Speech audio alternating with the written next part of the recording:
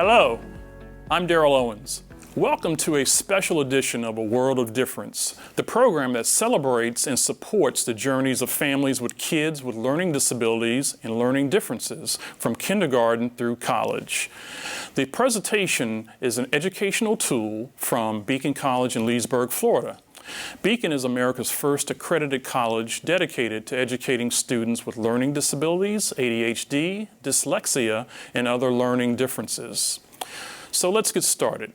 On July 26, 1990, President George H.W. Bush signed into law landmark legislation that changed the lives of millions of Americans. The Americans with Disabilities Act, or ADA, opened doors and created opportunities for Americans with various disabilities, including people with specific learning disabilities and other learning differences. Despite those gains, parents of children with learning disabilities are still struggling to find help and be the voice for their children. On this edition, Haley Moss knows a lot about the ADA. She is a lawyer and Florida's first openly autistic attorney. She'll answer questions parents most frequently ask about the ADA in our Ask the Experts segment. Later, we'll hear some personal reflections on the ADA from some prominent disability advocates. That's part of an extended, intimate interview with this month's difference maker, retired US Senator Tom Harkin, the Democratic sponsor of the ADA and the legislative lion who helped in the roaring success of its passage. What did it take to push the ADA across the finish line? What work remains to be done? Well, all that coming up. But first, Title II of the Americans with Disabilities Act protects individuals with qualified disabilities against a full spectrum of discrimination by state and local government agencies because of their disability. But knowing and understanding what rights you have as a parent, trying to speak up for your child can be confusing. To help answer some common questions that parents and family members have, A World of Difference is delighted to have Haley Moss, Esquire, with us. Haley graduated from the University of Florida and the University of Miami Law School. An attorney, author, artist, and autism advocate, she speaks publicly about her journey and gives hope to others with autism and their families. Welcome to A World of Difference, Haley. Well, thank you so much for having me. I really appreciate it, and it's been a pleasure. So, Haley, when you talk with parents, what are some of the most frequently asked questions they have about the ADA? So there are three major pieces of disability rights legislation that affect students with learning disabilities, and those are the Americans with Disabilities Act, or the ADA, the IDEA, so the Individuals with Disabilities Education Act, and the Rehabilitation Act. So for our friends who were in the public school system, they're covered with individualized education plans underneath the IDA. That is separate from the ADA. So if you went to private school or in college, you may have had a 504 plan under the Rehabilitation Act. So it's really important to understand that, especially for folks who were in high school, they had basically the rights, especially in public school, to the right to a free and appropriate public education. Kind of piggybacking on that, you have to understand the ADA is slightly different, that it's a comprehensive civil rights law that protects people with disabilities from discrimination, ensures access, and entitles us to reasonable accommodations in employment, education, and public spaces, just to name a few of the things that follow. So it might not necessarily be all aspects of your education, but some of them are definitely covered under the ADA, no matter what phase of life you're in. Is ADHD and ADD covered under the ADA? Yes, ADD and ADHD are covered underneath the Americans with Disabilities Act. So it's important to understand that ADHD or ADD is a neurological disability, and underneath the ADA, it's covered because it affects more than one major life activity. That's part of the definition of what a disability is underneath the ADA. And ADHD particularly does affect substantially thinking and learning. So it's definitely covered under the purposes of the law. If 504 plans and IEPs don't travel to college, what rights do I have as a collegian under the ADA? You are entitled to accommodations in college or in a university setting. You might not have a 504 plan or a formal IEP in that same way, but those documents can be used as evidence of your disability or to help guide the process too. So universities have to be compliant with Section 504 of the Rehabilitation Act and the ADA. So it's important to understand that you might not get the exact same accommodations that you had in high school or earlier, but professors and colleges are required to provide reasonable accommodations in class, in relation to the material, and also physical accessibility as well. Under the ADA, can a student who struggles in certain areas ask the administration to waive that particular requirement? So the really important thing to understand when it comes to accommodations is they have to be reasonable. So it can't place an undue burden, or it can't necessarily be giving an unfair advantage to somebody. So reasonable accommodations and modifications don't necessarily change the material in college or make it easier. But some ideas of reasonable accommodations can be changing the format of an exam or the information presented. So not necessarily making something easier, just waiving requirements. So you'd still have to meet the essentials to get that degree. It's really important kind of to understand, like, some of the accommodations that might be available to you might be extra time, maybe large print, having a note taker. There's so many different ways that we can make the material accessible without compromising the integrity of your education. What are some of the pre-employment questions that are no-nos for employers to ask me when I come to an interview if I have a disability? So it's really important, first off, on who is covered under the ADA with employers. And that primarily is employers with more than 15 employees are covered under Title I of the ADA, which protects applicants and employees from discrimination in the workplace. So there's also similar state law guidance depending on where you live, and it may be somewhat stricter and might be fewer than 15 employees where state civil rights protections kick in. So the ADA particularly precludes employers from asking applicants questions that, in the spirit of the law, that says that are likely to elicit information about a disability. So things that will purposely get that information out are definite no-nos. But employers can ask if an interviewee or an applicant can perform the essential functions of a job with or without accommodation. So when people say, what are the essential functions? I always tell them the best thing to do is start looking for the most important things of that job. And sometimes the best way to find that is what's in the job description. So at least for me as a lawyer, reading and writing are essential functions of my job, or being able to think critically or do research. But in a job description, you might also see something like interacting with people or being able to lift 20 pounds. And asking if you can do those things with or without accommodation is a very valid concern. I know for some folks with more apparent disabilities, explaining how you would do that. So if you're, say, you have a speech impediment or you struggle with speaking, how you would handle answering the phone in a receptionist job might be something they can ask you. And some of the really big things that you can't ask as well are information about specific disabilities, if an applicant has ever had mental health treatment, what medication somebody's taking, things like that. But as far as the medication things, I know a lot of folks might be taking medication to manage traits of neurodivergence or a learning disability or other disabilities, that an employer can still do a drug test to test for illegal substances. But if it does show medication such as ADHD medication, it's a confidential medical record and should not be used for those purposes of eliciting disability status. Personally, people always want to know if I was always positive about my disability. And the truth is, yes, but I also recognize that disability identity and self-acceptance and awareness is not very linear.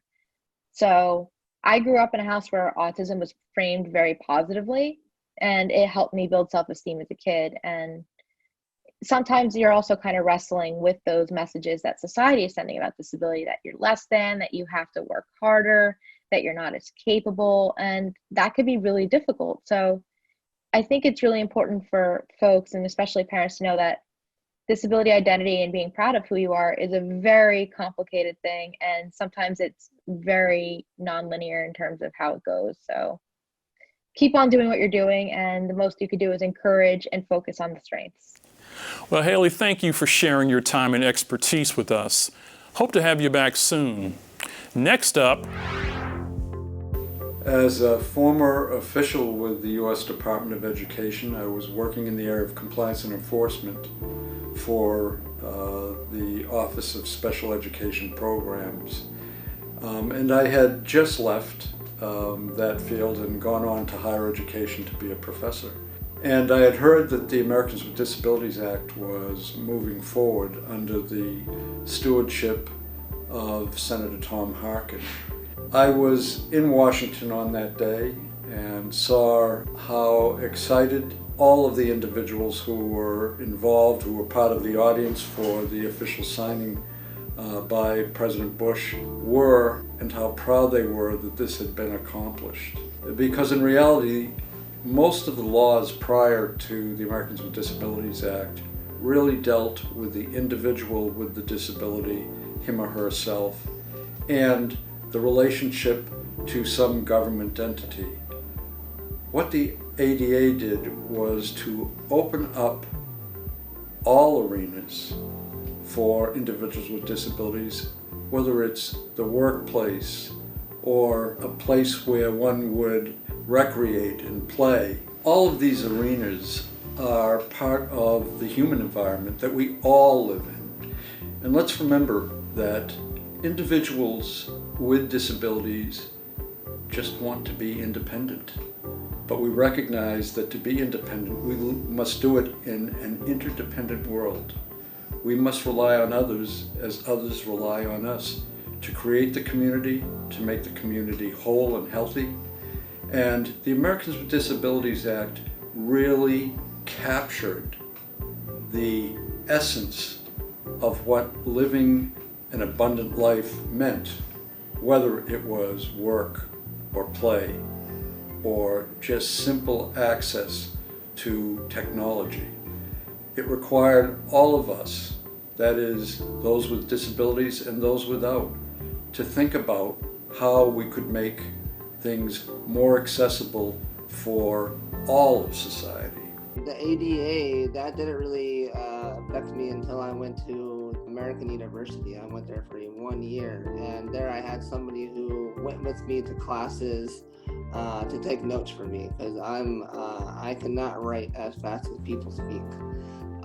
I just can't do that. I was able to go into different rooms and to have extra time on tests as well. That really helped me. And I think even though it didn't really affect me, the ADA, when I was in school, because again, I went to special school my whole life, I can only imagine what the ADA probably had a profound effect on those who couldn't afford to go to special schools that I was fortunate enough to go to, and it helped them tremendously, I can only imagine. It's called the Americans with Disabilities Act, but what it really is an anti-discrimination act against those who have a disability. I interviewed Congressman Steny Hoyer himself, who is a signer of the ADA, and I said, would you be willing to change the phrase learning disabilities to learning differences? And he said he thinks that's a great idea. And he actually himself thinks that people with disabilities have abilities and not disabilities.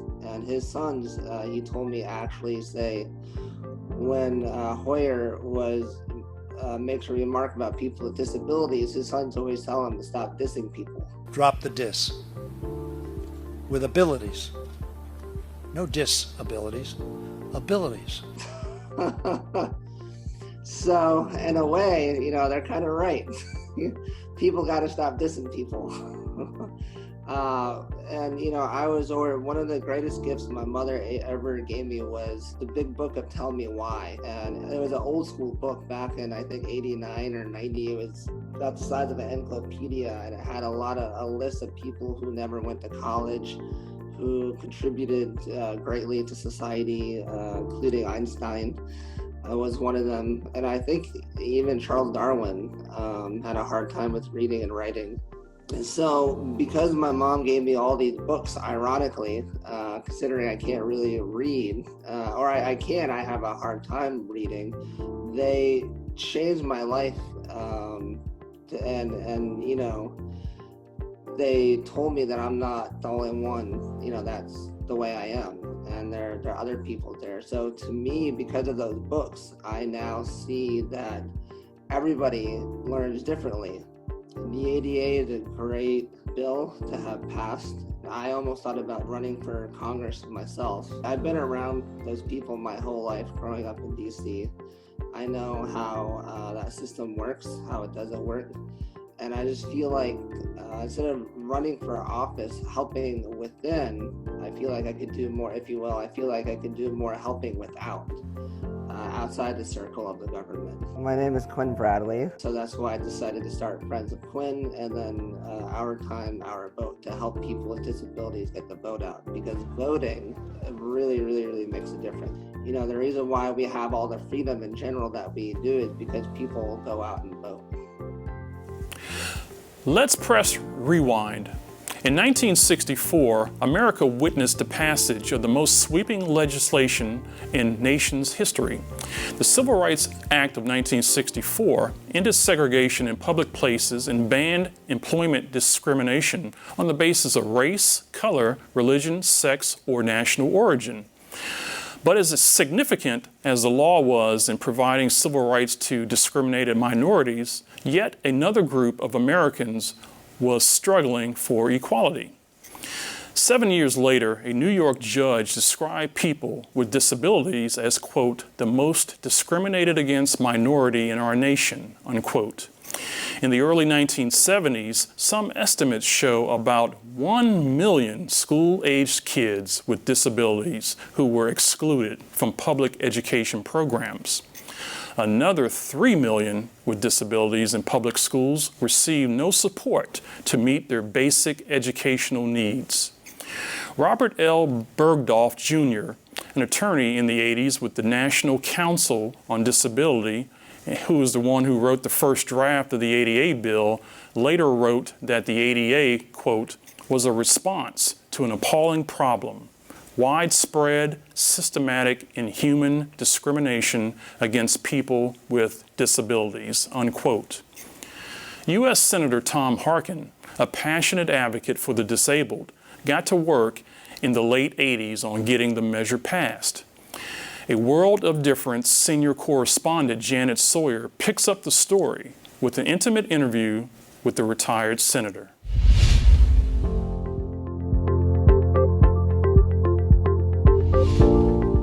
When given the opportunity to be independent, they will move proudly into the economic mainstream of American life, and that's what this legislation is all about. And to cheers on the lawn of the White House, President George H.W. Bush finally made the years-long efforts of disability advocates across America the law of the land. A law that started off in complete silence in the Houses of Congress. The ADA is indeed the 20th Century Emancipation Proclamation. Retired Iowa Senator Tom Harkin says this was his proudest day in the years he served in Congress. A measure that had languished in both houses. Official. Today, Congress opens the doors to all Americans with disabilities. Harkin's passion for those Americans denied their basic civil rights started at a young age. It all stems from my early involvement with my older brother Frank, who was deaf, and seeing how society in general treated him, low expectations, barriers, how he wanted to do different things, but people wouldn't let him, how he wanted to live independently and had to fight for that. And I just thought, a long time ago, as a young man, perhaps, I thought, boy, something ought to be done about it. If I was ever in a position to do something about this, I'd do it. That he did. And it was just the start of this true public servant's journey of helping people with disabilities help themselves. Then, after I was in the house, my nephew, my sister's boy, was injured in an accident and became severely paraplegic. Harkin traveled to Colorado and saw that Kelly couldn't eat at a restaurant with his family because his wheelchair couldn't fit through the front door, couldn't cross the street, ride a bus, and it just got worse for this young boy. Uncle Tommy said, I'm here and they've got a class that I want to take. It's on the second floor of a building. There's no elevator, so they won't let me take the class. I said, this is absolutely ridiculous. The former Democratic senator from Iowa says it was clear that a broad civil rights bill had to be created. I had sort of a progression. So my brother, who was deaf, then my nephew, who was mobility limited. And then I met Danny Piper, a young man with intellectual disabilities. He had Down syndrome, and how hard his parents fought for him to get an education, and how much Danny could do. I mean, he had a lot of abilities, but people didn't expect him to do anything. Harkin says the ADA is about helping people help themselves. There's another bill that I drafted and sponsored, and it got through, which impacts your life every day and everybody else's, and nobody knows I ever did it. Even before the passage of the ADA here in Washington, Harkin was the man behind closed captioning, which finally allowed the hearing impaired to fully enjoy television. There's a bill called the Television Decoder and Circuitry Act. How about that for a name? That's true. Harkin's first bill mandated every TV sold here in America had to have a chip or decoder which allowed closed captioning to appear on any TV 13 inches or bigger. He made sure that this would happen within 5 years. It wasn't easy. And I said, well, you know, if this is going to cost a couple $100 a set, I can't sell this. I can't get this passed. And I'll never get it. He said, well, if you make 100 of them, yeah, it's going to cost you $100 a set, or if you make 1,000 of them. But if you make millions of them, the cost will be almost nothing. That's what gave me the idea of mandating. Mandate that every television has to have it. You know, you couldn't get a mandate passed today to save your soul. My idea was this is really going to help people with deafness, hard of hearing, to understand what's going on. And being now understanding, they would be able to more participate in daily life, activities, businesses, jobs, everything else. That it did, and then some. Closed captioning caught on, and caught on quick. The biggest user? Sports bars. They got a dozen TVs, and the only way you're going to find out what's going on is you got to read the captions, and it's noisy. And then Sesame Street picked it up, and they started doing it with English as a second language. If you make things easier, better, more accessible for persons with disabilities, it helps everyone. Everyone does it better. Everyone benefits from this. Harkin was on to something, then on to yet another group of forgotten citizens. How about people with invisible disabilities? How about people with intellectual disabilities, developmental disabilities? Harkin says it's the way our society teaches that's to blame. The brain doesn't function well enough to learn as rapidly as others. They can learn, but it just takes a little bit more time and goes through a little bit more filters. In other words, making sure that their physical environment, their social environment, is something they can adapt to finish a task. It's amazing. People that you don't think can function, if the construct, if the physical environment is changed a little, they can function just fine. With more than 5,000 colleges and universities in the U.S., only a handful specialize in so-called invisible disabilities. One is located in the small Florida town of Leesburg. I think that Beacon really sets the standard for kids with learning disabilities, for autism, ADHD, others, to actually learn and then become fully functioning members of society. They've had to tailor programs, tailor the way things are done, but that's okay. Having a college like Beacon, and hopefully Beacon will spawn more like Beacons around the country, the importance of that is that we're now understanding our country's wasting a lot of abilities of people that could contribute to our country, to contribute to our economic growth, contribute to our well-being as a society. My dream was always that we would have the federal government begin to invest in Beacon-like colleges, using Beacon as the sort of the model. Why don't we have one of these on the West Coast? We need a lot more Beacons in this country. Harkin's focus on education doesn't stop at higher level education for those with learning differences. Before I left the Senate, my last bill was to change voc rehab. So I set aside 15% of all federal money that goes to voc rehab to focus on getting summer school jobs, after school jobs for kids who are on IEP in school. He quickly realized kids who are in independent education programs, or IEPs, don't get treated the same way as kids in traditional high school. One of the problems with kids that are on IEPs, individual education programs in high school, is that they finish their IEP and then they're just dropped off the face of the earth. They get a dead-end job. I started looking into this and found that during high school, kids with disabilities, whether physical or intellectual or both, never got the kind of opportunities that other kids got, non-disabled kids. Like what? Summer jobs, after-school jobs, weekend jobs, volunteering for the Red Cross, volunteering for community chest, volunteering for church volunteers, things like that, where you're pulled into a group and you have a job to do. They had no work experience. The retired former senator from Iowa believes these kids need these opportunities to succeed in life. You can't just sit around. You've got to do something. You've got to go to work. You've got to dress up. You got to behave yourself. I said, you know, kids with disabilities a lot of times are just like kids without disabilities. They need a good swift kick in the pants sometime, get them out the door. Young people need to develop that sort of inner strength and that inner ability to start making good decisions. Still, more hurdles ahead for these students, like being paid a fair wage. Again, Harkin took to the floor. There's a certain provision in law that you can pay a person with a disability sub-minimum wage. We're still trying to change that. If you qualify, you can pay a person sub-minimum wage down to even like 50 cents an hour. Oh, it's just... That exists today? It exists today, exactly right. Sub-minimum wage.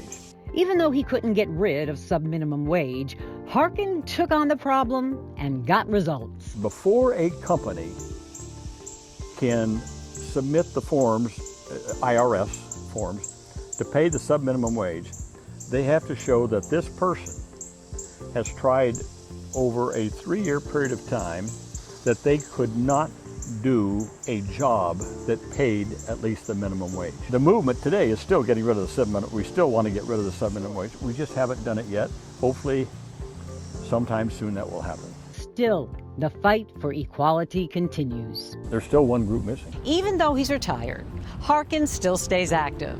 Now he wants Congress to take up the issue of LGBTQ rights. You can still discriminate, and there's no law against it. There may be some state laws, or maybe some local ordinances and stuff like that. There's no overarching federal civil rights law. Harkin says there are champions on Capitol Hill that are picking up where he left off.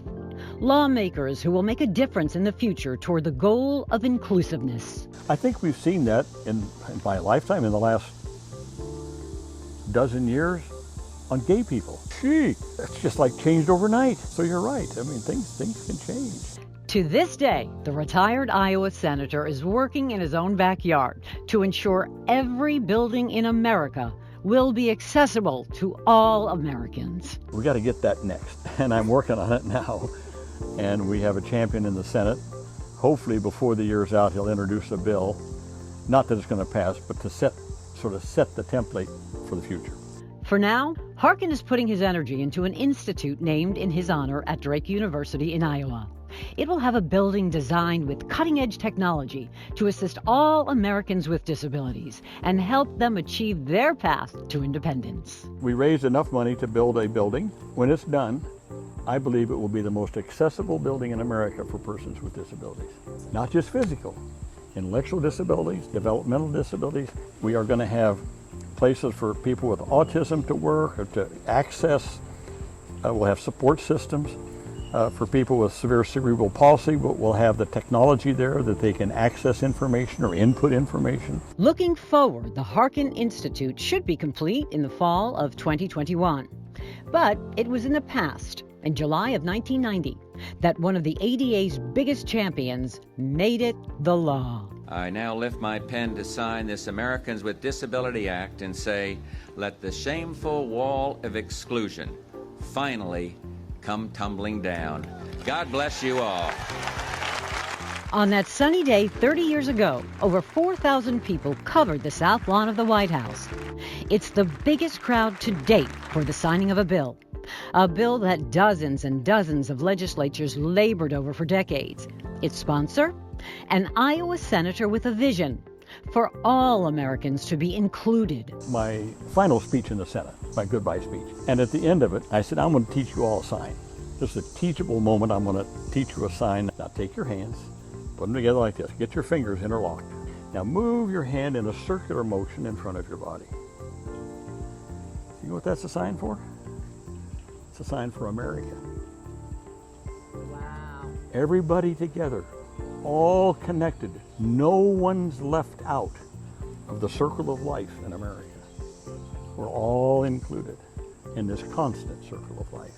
That's the sign. It's a wonderful, it's a beautiful sign. That's a beautiful sign for America. Thanks, Janet, for that compelling conversation with Senator Tom Harkin. He still works to improve the lives of people with learning disabilities. Congratulations, Senator Harkin. You are a difference maker. Well, that's all for this edition of A World of Difference. You can share this edition or catch up on previous installments by visiting the Beacon College Facebook page and browse under Video Series. You can also see episodes on Beacon College's YouTube channel and the A World of Difference portal on the Beacon College website, beaconcollege.edu. On the website, you'll find our experts' bios, plus downloadable tip sheets, including the Haley Moss Q&A from this episode. For podcast lovers, you and your friends can listen to the program wherever you listen to your favorite podcasts. A World of Difference is available on Spotify, Breaker, Google Podcasts, and other popular podcasting platforms. Check out our A World of Difference portal for a roundup of all the available podcasting platforms. We'll return in October. For National Disability Employment Awareness Month, A World of Difference looks at ways to help recent high school or college graduates find work and answers questions about the career search. For Janet Sawyer and the entire team of A World of Difference, I'm Daryl Owens. Thank you for watching.